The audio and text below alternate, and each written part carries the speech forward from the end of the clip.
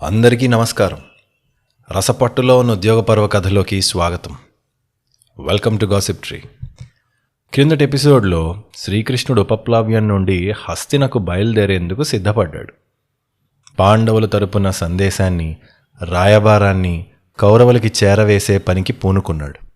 శ్రీకృష్ణుడు రాయబారానికి వెళ్ళటం అంటే మాటలు కాదు. ఒక రాయబారి పని కేవలం సందేశం చేర్చటం మాత్రమే కాదు. ఒక రాయబారి చేపట్టిన పనిని ఎంత దూరం చేసుకుని వస్తాడో అది అతని సామర్థ్యం. కృష్ణుడంతటివాడు రాయబారిగా వెళ్ళటం అంటే అది కూడా మొదట్లో ద్రుపద పురోహితుడి బదులు వెళ్ళి ఉంటే ఒక రకం. అది సామ పద్ధతి, జస్ట్ మెసేజ్ ఇవ్వటం. కానీ ఇప్పుడు అలా కాదు. 5 ఊళ్ళు ఇవ్వటానికి కూడా ఒప్పుకోని వాళ్ళ దగ్గరికి ఆఖరి ప్రయత్నంగా దేవాదిదేవుడి కృష్ణుడు వెళ్తున్నాడు. కృష్ణుడే కదా అంటారా? కృష్ణుడి మాట కూడా చెల్లదంటారా? ఏం జరుగుతుంది? హస్తినకి వార్త చేరింది.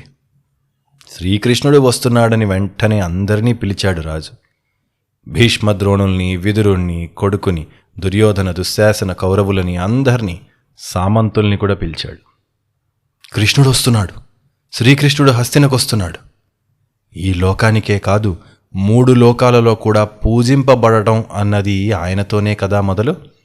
ఆదిత్యులు, వసువులు, దేవతలు అందరూ ఎలాగైతే బృహస్పతి బుద్ధిని ఆశ్రయించి ఉంటారో, వృష్ణి, అందక, భోజులు, పాండవులు, పెద్దలు, చిన్నలు అందరూ కూడా కృష్ణుణ్ణి ఆశ్రయించి ఉంటారు. అంటే మీరది కేవలం ఒక పొగడ్తగా ఆలోచించకండి వింటున్నవాళ్ళు. ఆనాటి రాజకీయ రంగంలో, పొలిటికల్ స్ఫియర్లో కృష్ణుడు ఎంతటి పాత్రని పోషించాడో, ఎవరు ఏది ఎలా చేయాలో ఆయన ఎలాంటి స్ట్రాటజీ వేశాడో. ఎందుకంటే యాదవులు రాజులు కారు కాబట్టి కృష్ణుడు రాజు కాదు, క్షత్రియుళ్ళ. కానీ రాజంతటి బలం ఉన్నవాళ్ళు ధనికులు, కాకపోతే రాజులు కాదు. కాబట్టే కింగ్ మేకర్ కృష్ణుడు. రాజకీయం చాలా చేశాడు. అప్పుడు కూడా ఎక్కడ సభాపర్వంలో కూడా జరాసంధుడి విషయంలో, భరతఖండంలో ఎవరి బలం ఎలాంటిదో, జరాసంధుడి బలం ఎలాంటిదో, ఏది ఎలా చేయాలి, ఎప్పుడు చేయాలి చెప్పిందంతా కృష్ణుడే కదా. Master strategist. ఆ తెలివి అలాంటిది, ఆ బుద్ధి అలాంటిది. అలాంటి వాడు వస్తున్నాడు ఇప్పుడు హస్తినకి. కాబట్టి కృష్ణుడు వచ్చే దారిలో వృకస్థలంలోని గ్రామాలలో అనేక చోట్ల కృష్ణుడి కోసం విడిది ఏర్పాటు చేయండి. ఆయన ఎక్కడ ఆగుదామంటే అక్కడ సరిపడా విడిది ఉండాలి, అక్కడ విశ్రాంతి పొందగలిగేలాగా ఉండాలన్నాడు. దుర్యోధనుడు అలాగేనని వెంటనే కబురు చేశాడు. పరుగును వెళ్ళి జస్ట్ ఒక ఆర్డర్ వేశాడు, చేయండి రా అని. తర్వాత విదురుణ్ణి పిలిపించాడు.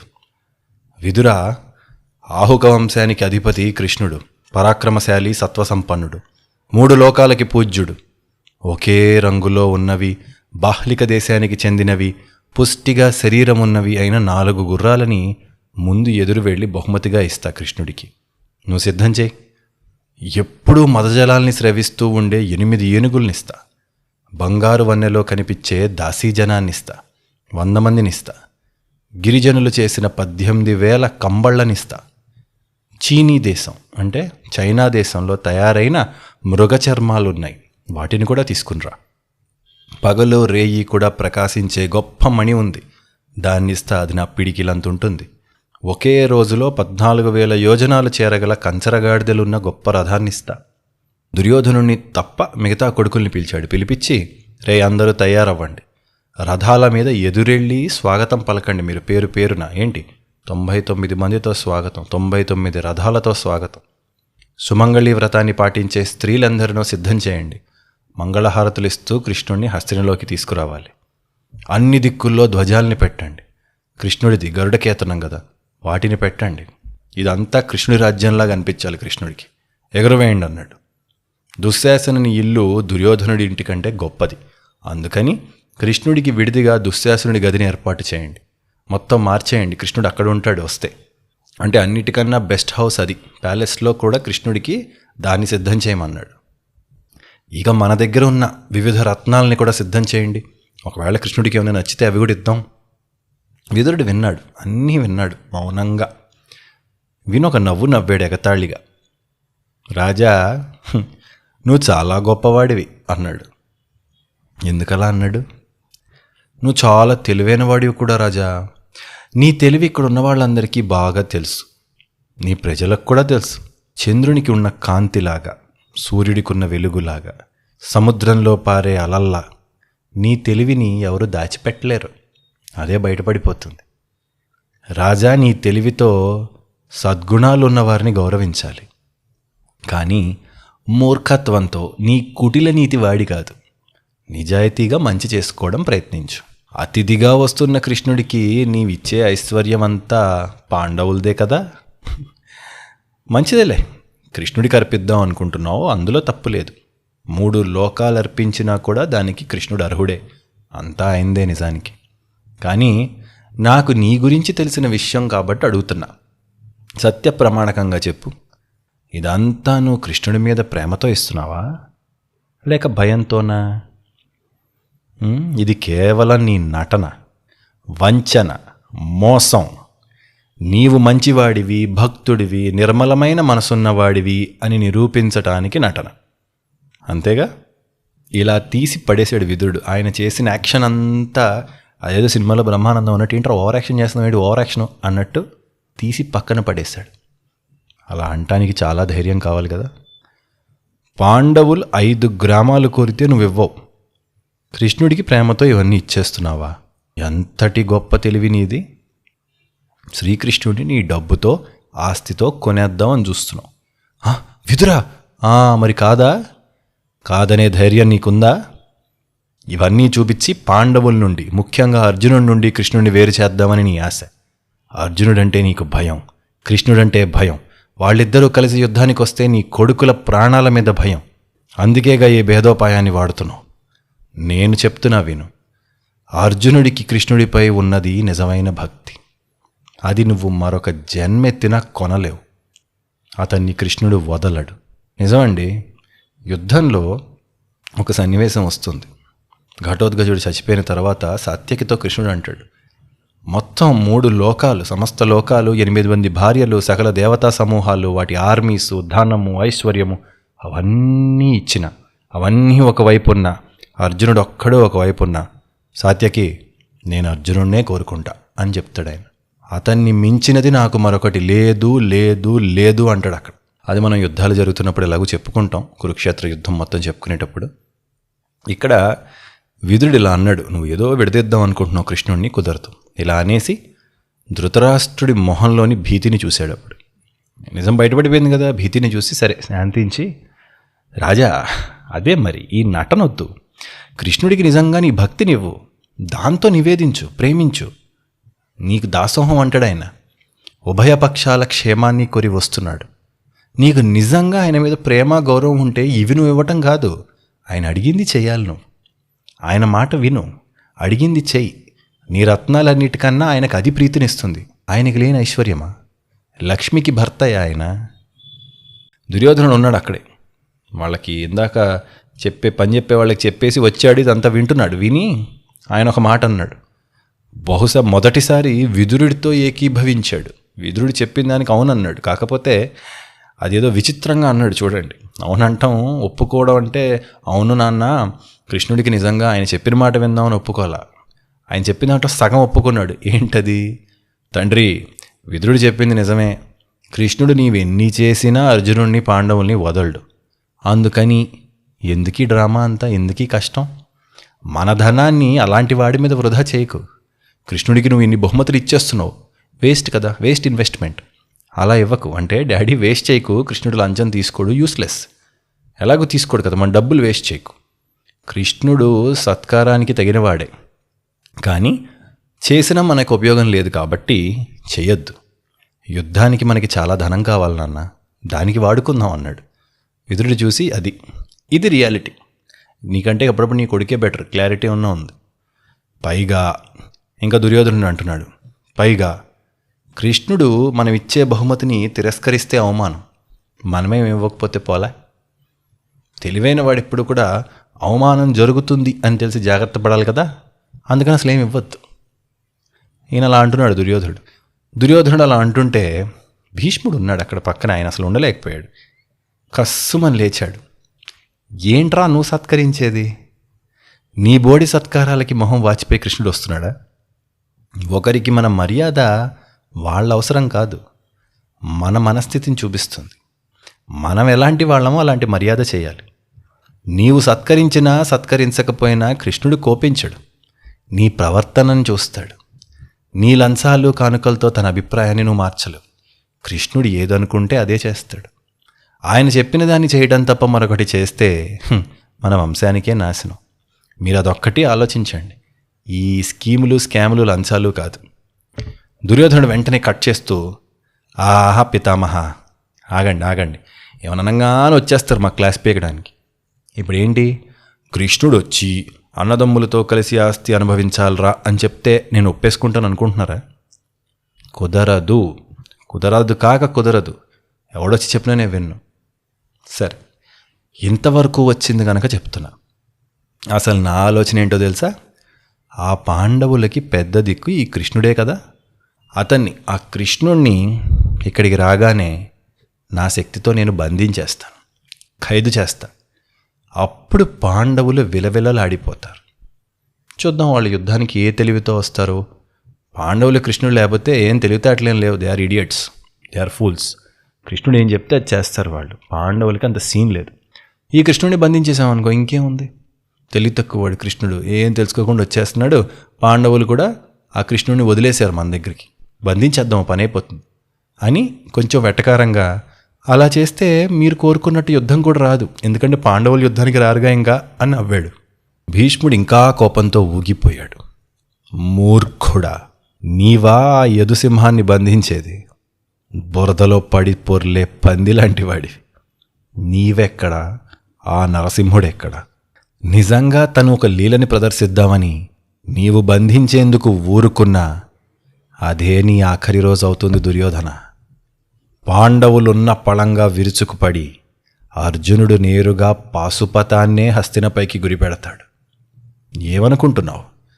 కృష్ణుడికి ఏమన్నా జరిగాక పాండవులు, అర్జునుడు ఇంకా అలా ఊరుకుంటారు అనుకుంటున్నావా? క్షణం కూడా ఆలోచించాడు అర్జునుడు. సర్వనాశనం క్షణంలో ఖాయం. నువ్వు ఇంకా యుద్ధం చేస్తే కొన్ని రోజుల సమయం పడుతుంది.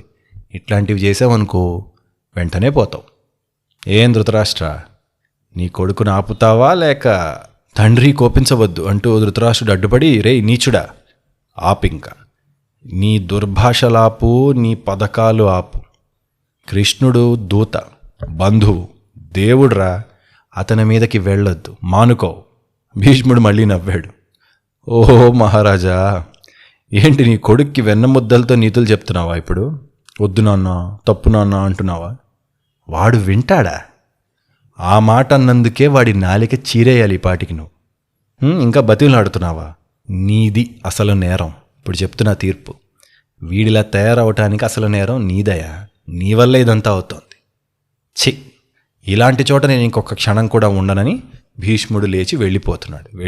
వెళ్ళిపోతూ ఆఖరున వెనక్కి తిరిగి ఒక మాట అన్నాడు.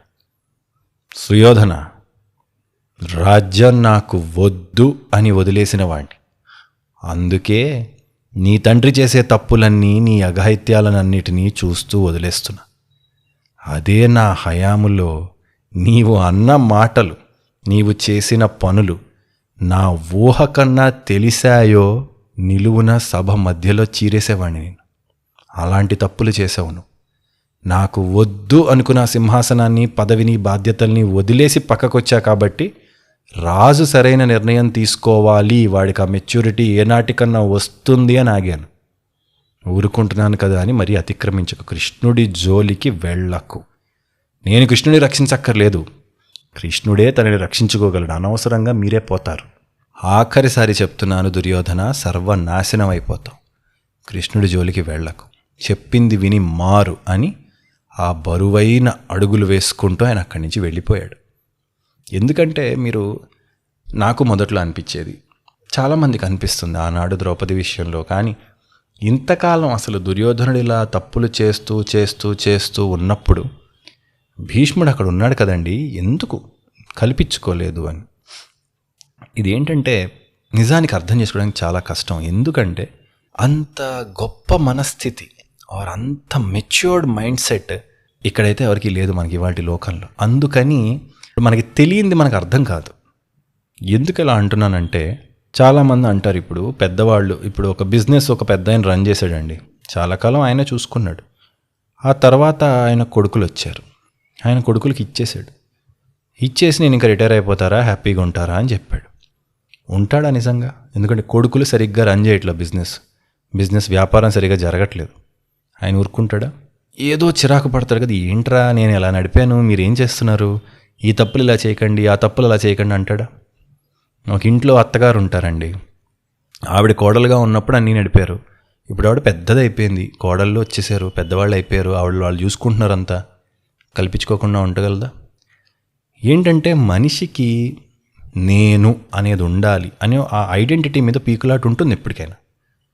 కాబట్టి భీష్ముడు నిజంగా త్యాగం అంటే ఏంటి? ఆయన రాజ్యం నాకొద్దు అని సింహాసనం వదిలేశాడు. పైగా అంటే ఒక ప్రధానమంత్రి పదవి వదిలేశాడు, ఒక నాయకుడి పదవి వదిలేశాడు. అంత ఈజీ కాదు.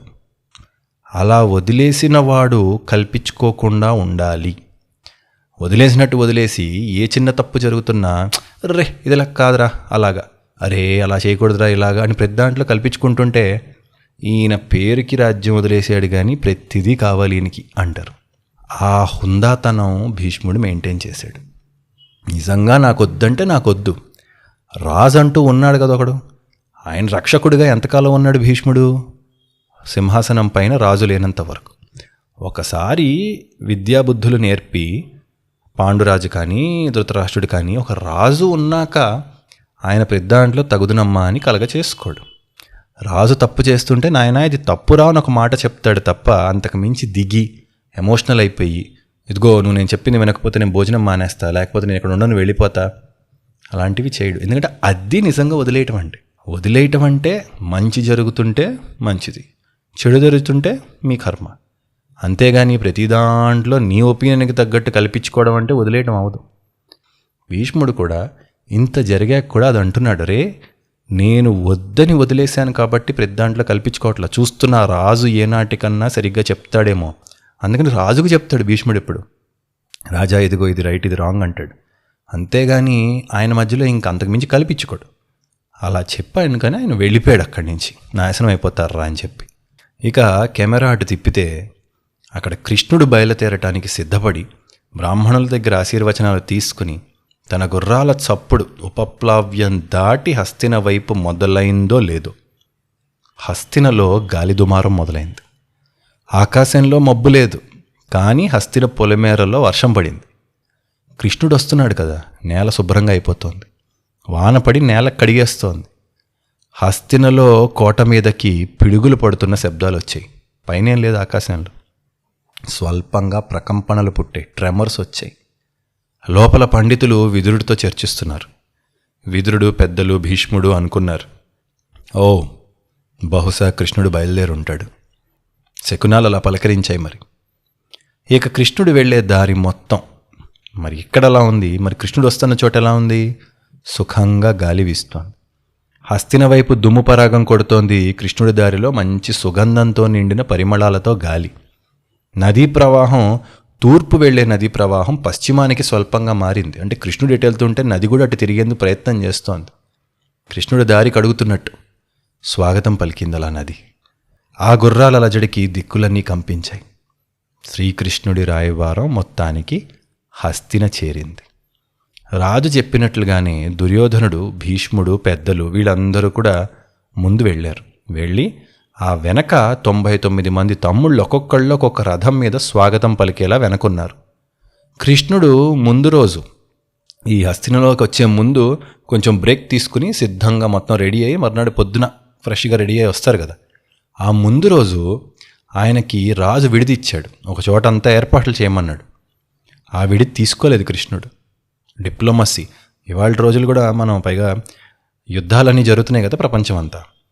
మన డిప్లొమాట్స్ అందరూ మిత్రుల దేశానికి వెళ్ళినప్పుడు ఎలా ప్రవర్తిస్తారు, శత్రువుల దేశాలకు వెళ్ళినప్పుడు వారు తటస్థంగా ఉన్న వాళ్ళ దేశాలకు వెళ్ళినప్పుడు ఎలా ప్రవర్తిస్తారు, వాళ్ళ ప్రవర్తనల్ని మన వార్తల్లో చూపిస్తుంటారు. చూడండి, సుబ్రహ్మణ్యం జయశంకర్ కానీ నరేంద్ర మోడీ కానీ ఆయన కానీ అలా చేస్తే చూడండి వీళ్ళతో ఆయన ఇలా ఉన్నారు, వీళ్ళతో ఈయన ఇలా ఉన్నారు అని చెప్తారు మనకి. దాంతో మనకి వాళ్ళిద్దరి మధ్యలో ఈక్వేషన్ అర్థమవుతుంది. ఇదివరకు అంత బయటికి కనిపించేవి కావు. ఇప్పుడు ఉన్న మీడియా ప్రకారం పైగా ఇప్పుడు ఇంత ఓపెన్గా యుద్ధాలు అవి జరుగుతున్నాయి కాబట్టి ఇంకా చాలా స్పష్టంగా కనిపిస్తుంది. అలాగా కృష్ణుడు వీళ్ళకి అయినవాడు కాదు, నేనిద్దరికీ బంధువునే, కానీ నేను మీకు వాళ్ళకి సమాన బంధువుని కాదు అని కృష్ణుడు చెప్పకుండా చెప్తున్నాడు. ఎలా? రాజిచ్చిన విడిది తీసుకోకుండా ఏం చేశాడు? అక్కడ ప్రజలు ఏర్పాటు చేశారు ఒక విడిది, పల్లెజనం. ఊరి చివర అడవుల దగ్గర పల్లెజనం ఉంటారు కదా, వాళ్ళ విడిది ఏదో ఉంది, అక్కడున్నాడు ఆయన. వాళ్ళు పొంగిపోయారు కృష్ణుడు వస్తున్నాడంటే. ఎంతో ప్రేమతో వాళ్ళు ఏర్పాటు చేసి వాళ్ళకున్న దాంట్లో, ఇప్పుడు అదే చూడండి, రాజు ఏర్పాటు చేసే విడిది ఎలా ఉంటుందండి, 5 స్టార్ హోటల్, వీళ్ళది ఎలా ఉంటుంది? కానీ అక్కడ నాకు ఆ సౌకర్యాలు సబబు అది కాదు, జెన్యూన్గా నేను వచ్చి నీతో ఉంటే చాలని నీ ఆనందం ఏదైతుందో అది నాకు పంచభక్ష పరమాన్నం. అందుకని ప్రజలతో ఉన్నాడు ఆయన. ఉండి వాళ్ళతో కాలం గడిపి, వాళ్ళు నిజంగా ప్రేమతో ఏర్పాటు చేసిన విడిదిలో గడిపి హస్తినలోకి వెళ్ళాడు. నెక్స్ట్ డే హస్తినలోకి కూడా ఆ రోజు కృష్ణుణ్ణి చూడ్డానికి అందరూ కూడా ఇళ్ల కప్పులపైకి ఎక్కారు, కోడళ్ళ మీదకి వచ్చేసారు, చిన్న పెద్ద అందరూ. ఆ చేరి అలాగా పూలు జల్లుతున్నారు ఆయన మీద, హర్షధ్వానాలు చేస్తున్నారు, కేకలు పెడుతున్నారు, కేరింతలు కొడుతున్నారు. ఎందుకు? కృష్ణుడు అంటే ఇతనేనా? గోవర్ధనాన్ని ఎత్తింది ఇతనేనా కాళీయమర్దనం చేసింది? ఇతనేనా అర్జునుడికి ఇష్టమైన వాడు?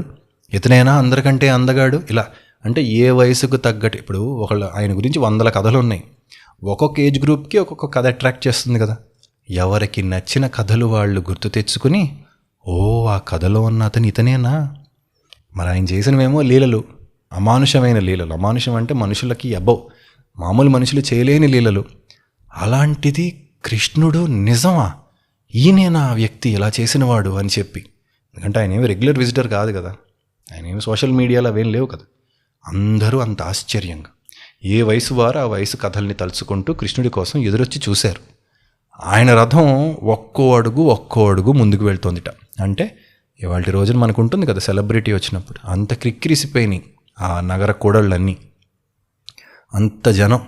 ఈ సైన్యము సిబ్బంది వాళ్ళని జరుపుతూ ఆ కృష్ణుడి రథాన్ని ముందుకు తీసుకెళ్తున్నారు. ఆయన చాలా ఓపిక్గా అందరినీ నవ్వుతూ పలకరిస్తున్నాడు. పైగా కృష్ణుడి పలకరింపు ఎలా ఉంటుందంటే, ప్రతి ఒక్కళ్ళకి ఆయన నా కోసమే హస్తినకు వచ్చాడు అనేలా ఉంటుంది. ఆయన నిన్ను చూసి నవ్వితే 100 మంది ఉన్నారండి, ఆ 100 మందిలో ఆయన 100 మందిని ఎలా పలకరిస్తాడంటే, నేను నీకోసమే వచ్చాను ఇక్కడికి అని వాళ్ళకి అనిపించేలా పలకరిస్తాడు. ఆయన ఒక్కసారి నీ కళ్ళలో కళ్ళు పెట్టి చూసి నవ్వితే ఆయన నీకోసమే ఉన్నట్లు నీకు అనిపిస్తుంది. అది కృష్ణుడు. కాబట్టి అలాంటి కృష్ణుని వాళ్ళు చూశారు, కృష్ణుడు పలకరించాడు. మన సినిమా హీరోల రోడ్ షోలు అంతే కదా, అలాగే జరిగింది. దానికి 10 రెట్లు అనుకోండి, అలా జరిగింది. పెద్ద పెద్ద ప్రాసాదాలతో ఉన్న హస్తినాపురం కోటలోకి మొత్తానికి ప్రవేశించాడు. దాదాపు సాయంత్రం అయిపోతుంది, ప్రవేశించాడు.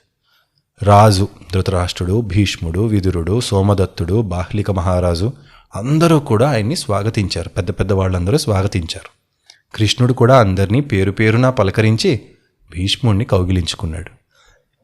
ద్రోణుని, అశ్వత్థామని అందరినీ కూడా చాలా మర్యాదపూర్వకంగా పలకరించాడు. వాళ్ళు కూడా ఇందాక చెప్పినట్టే, అశ్వత్థామ ఎవరైనా సరే కృష్ణుడు ఒక్కసారి పలకరిస్తే ఆ మనసంతా హ్యాపీగా ఉంటుందండి. కృష్ణుడు ఇంకా రాముడైతే చెప్పక్కర్లేదు. అలా ఆనందపడ్డారు. కృష్ణుడు అంటేనే ఆనందం అండి, ఆయన పలకరిస్తే అందరికీ ఆనందమే. అంటే మళ్ళీ 2-3 సార్లు ఎందుకు చెప్తున్నానంటే, జస్ట్ ఇమాజిన్, ఊహించుకుంటుంటేనే ఆ ఊహ దగ్గర కాసేపు ఆగాలనిపిస్తుంది. కృష్ణుడు అలా అంతెత్తు మనిషి, అంత అందగాడు, కండలు తిరిగిన శరీరం, మెల్లగా నడుచుకుంటూ హుందాగా వచ్చి చేయి పట్టుకుని పలకరిస్తే, ఈ ఏం కల్పితాలు కాదు, నిజంగా జరిగినవి. ఇలాంటి వాళ్ళు మన దేశంలో నిజంగా ఉన్నారు అన్నది ఎంత గర్వకారణం. ఆనాడు రాముడు అంతే, ఇక్కడ కృష్ణుడు అంతే. సరే, ఆ నవ్వు, ఆ పలకరింపు ఎన్నో కోట్ల జన్మల చీకటిని తోసేసే చిన్న దీపంలా ఉంటుంది. అది 100 ప్రశ్నలతో ఉంటాడు మనిషి. ఆ నవ్వుతో ఒక్కసారి మనసుకి ఆ 100 ప్రశ్నలకి ఒక సమాధానం దొరికినట్టు ఉంటుంది. అలా నవ్వుతాడు, అలా పలకరిస్తాడు. ఒక ఆనందం, అది నిరతిశయ ఆనందం అంతే. సరే, అదే మాయ. ఆయనకి ఒక గొప్ప ఆసనం ఇచ్చారు కృష్ణుడికి. కూర్చున్నాడు, అర్ఘ్యము పాద్యము పుచ్చుకున్నాడు, అంతా అయింది. చాలా వినయంగా లేచి కృష్ణుడు, రాజా నేను విదురుని ఇంటికి వెళ్తానని అడిగాడు. అనుమతి తీసుకుని వెళ్ళాడు. విదురుడు అక్కడ ఆయన కోసం ఎదురు చూస్తున్నాడు. ఎందుకు? ఆయన నివాసానికి ఎందుకు వెళ్ళాడు? కుంతీదేవి ఉంది అక్కడ. 13 ఏళ్ల ముందు పాండవులు వాళ్ళ తల్లిని విదురుడి దగ్గర ఉంచారు. శత్రువు ఇంట్లో నమ్మకస్తుడు ఉన్నాడు, ఆయన దగ్గర ఉంచారు. రాజకీయాలన్నీ సరే కానీ ఆ కృష్ణుడి కదా, ఆయనకు తెలుసు కదా ఎవరిని ఎలా పలకరించాలో తెలీదా. ఆయన్నే తలుచుకుంటూ బిక్కుబిక్కుమంటూ ఓ తల్లి ఉంది అక్కడ, మేనత్త. ముందు ఆమె దగ్గరికి వెళ్ళాడు. వెళ్ళి ఆవిడ పాపం విదురుడి ఇంట్లో ఉంది కదా, విదురుడి ఇంటికి వెళ్ళేసరికి ఆవిడ కూడా ఎదురు చూస్తూ ఉంది కుంతీదేవి. అత్త అనుకుంటూ పిలిచాడు. వెతుక్కుంటూ వెళ్ళాడు ఈయన గొంతు వినగానే ఆవిడ ఇంటికి తండ్రి రాగానే ఒక పసిపిల్ల ఎగురుకుంటూ ఎలా వెళ్తుంది తడబడుతూ, అలా ఒక లేగ దూడ తల్లి దూడని చూస్తే పరిగెత్తుకుంటూ వెళ్ళినట్లు కుంతీదేవి పరుగు పరుగున వెళ్ళింది. కృష్ణయ్య అనుకుంటూ వెళ్ళిపోయింది ఆవిడ. పరుగు పరుగున వెళ్ళి తన 5 కొడుకుల్ని తలుచుకుంటూ కృష్ణుడి ఒళ్ళో అలా పడిపోయింది ఆవిడ. గట్టిగా పట్టుకున్నాడు ఆవిడ. ఆమె కాళ్ళకి మొక్కాడు. ముందు మొక్కితే ఆశీర్వదించి వీపు మీద చేత్తో అలాగా 2 చేతులు పట్టుకుని అంత విశాలమైన వీపును అలా ఒక్కసారి పట్టుకుని పైకి లేపి గాఢంగా ఆయన కౌగిలిని తీసుకుంది ఆవిడ. మేనత్త కదా మరి, ప్రేమగా కౌగిలించుకుంది. ఆయన పట్టుకోగానే ఏడుపు వచ్చేసింది ఆవిడకి. వెక్కి వెక్కి ఏడ్చింది.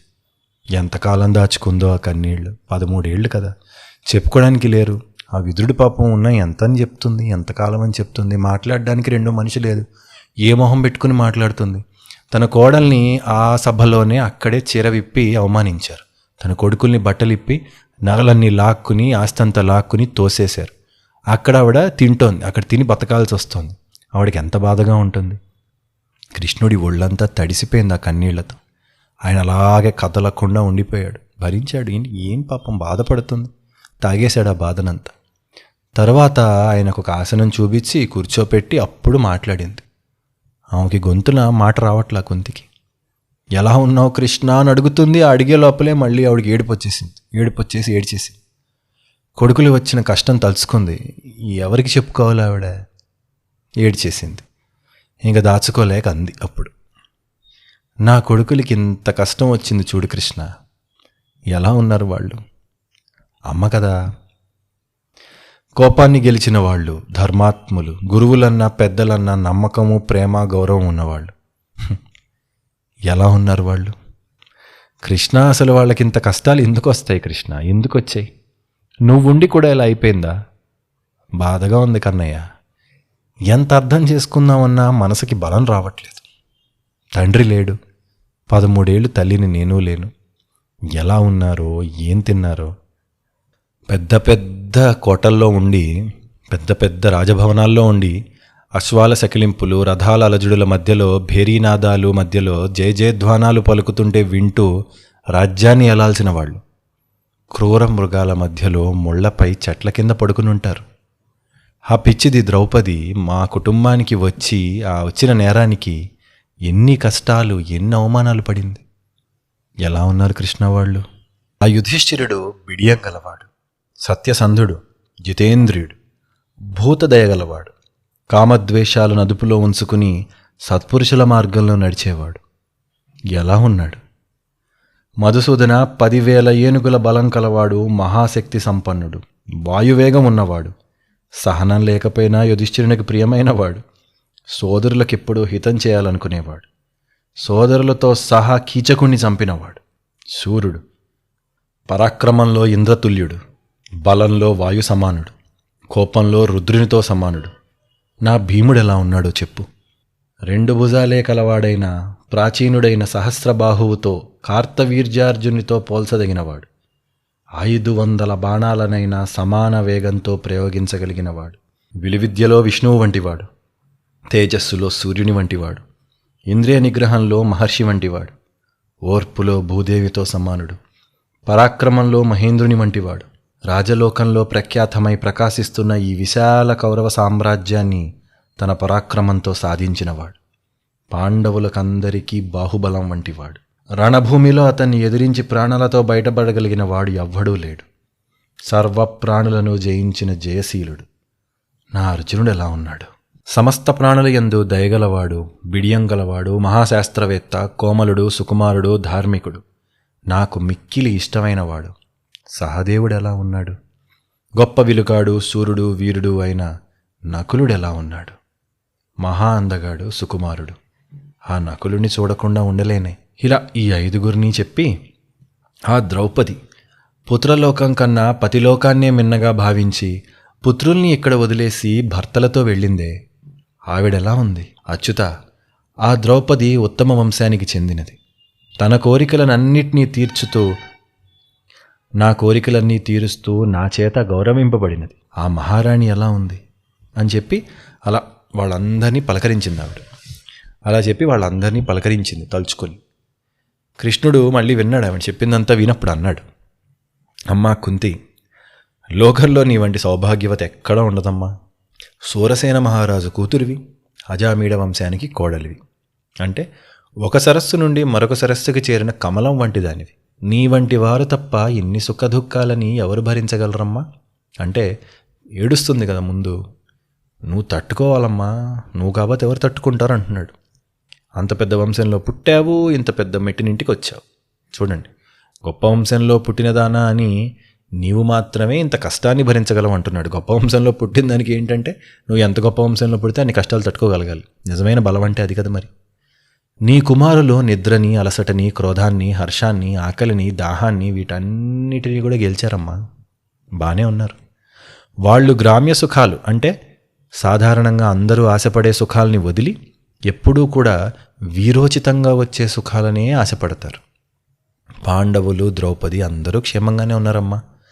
నిన్ను చూడలేకపోతున్నారన్న బాధ తప్ప వాళ్ళకి పెద్ద కష్టాలేం లేవు. ఇప్పుడు కష్టాలు దాటేశారు, బాధపడకింకను. త్వరలోనే శత్రువుల్ని గెలిచి రాజ్యలక్ష్మిని కూడా వరిస్తారు. అప్పుడు కుంతి అంది, కృష్ణ, అదే నాకు అర్థమైంది, నువ్వు ఇప్పటికి ఎందుకు వచ్చావో నాకు అర్థమైంది, ఏ పని మీద వచ్చావో నేను తెలుసుకున్నాను. కానీ నా మాటగా ఒకటి చెప్పనా అంది. చెప్పమ్మా, అందుకే వచ్చా నీ దగ్గరికి. కృష్ణ, నీకెవరెవరు ఏమేం చెప్పారో నాకు తెలీదు. నీకు ఏది సరైంది అనిపిస్తే వచ్చేయి. నువ్వు పాండవుల తరపున వచ్చావు, కానీ పాండవుల తల్లిగా చెప్తున్నా. వాళ్ళు ఏది అడిగారో కాదు, వాళ్ళకి ఏది మంచిదని నీకు అనిపిస్తుందో వచ్చేయి. ఎవరేది చెప్పినా నీ నిర్ణయమే నా కొడుకులకి క్షేమాన్ని ఇస్తుంది. నీవే సర్వరక్షకుడివి, నీవే సమర్థుడివి. మొత్తం ఆయన మీద పెట్టేసింది. నీకు తెలియంది మరొకరికి తెలుసు అని నేను అనుకోను. కనుక నీవు ఏది మంచిదని, ఏది చేస్తే నా కొడుకులు బాగుపడతారని నువ్వు అనుకుంటావో అదే చెయ్యి అని చెప్పి కృష్ణుడిని దీవించింది. అప్పటికే గుమ్మం దగ్గర దుర్యోధనుడి తరపున సేవకులు ఉన్నారు. వాళ్ళు వెయిట్ చేస్తున్నారు. ఏంటంటే కుంతితో ఎక్కువసేపు మాట్లాడనీయకుండా ఆయన్ని తీసుకెళ్ళిపోదామని. కృష్ణుడిని దుర్యోధనుడి మందిరానికి ఆహ్వానిస్తూ సిద్ధంగా ఉన్నారు వాళ్ళు. సరేనని కుంతికి స్వల్పకాలిక వీడ్కోలు చెప్పారు. మళ్ళీ వస్తానమ్మా అని చెప్పి దుర్యోధనుడి దగ్గరికి బయలుదేరాడు కృష్ణుడు. మళ్ళీ చెప్తున్నా, కృష్ణుడు అంటే కేవలం తెలివిగా చమత్కారంగా మాట్లాడతాడు అనుకుంటారు కదా అందరూ. కృష్ణుడు గొడవకెళ్తే ఎలా ఉంటుందో, ఆయన ఎలా మాట్లాడతాడో, ఎలా మాట్లాడగలడో చూడబోతున్నారు. మన సుబ్రహ్మణ్యం జయశంకర్ గారు అంబాసిడర్స్ గురించి మాట్లాడుతూ, డిప్లొమాట్స్ గురించి మాట్లాడుతూ, మీ ఫేవరెట్ డిప్లొమాట్స్ ఎవరండి అంటే, నాకు తెలిసి ప్రపంచంలో ది బెస్ట్ డిప్లొమాట్స్ ఇద్దరే ఉన్నారండి చరిత్రలో. ఒకటి ఆంజనేయుడు, ఇంకోటి శ్రీకృష్ణుడు అని చెప్పాడు ఆయన. కాబట్టి ఈ శ్రీకృష్ణుడు ఎలా చెప్పబోతున్నాడో, నెక్స్ట్ ఏం జరగబోతోంది, ఎలా ఉండబోతోంది, మనం నెక్స్ట్ ఎపిసోడ్లో విందాం. మళ్ళీ విందురు కానీ అందాక సెలవు.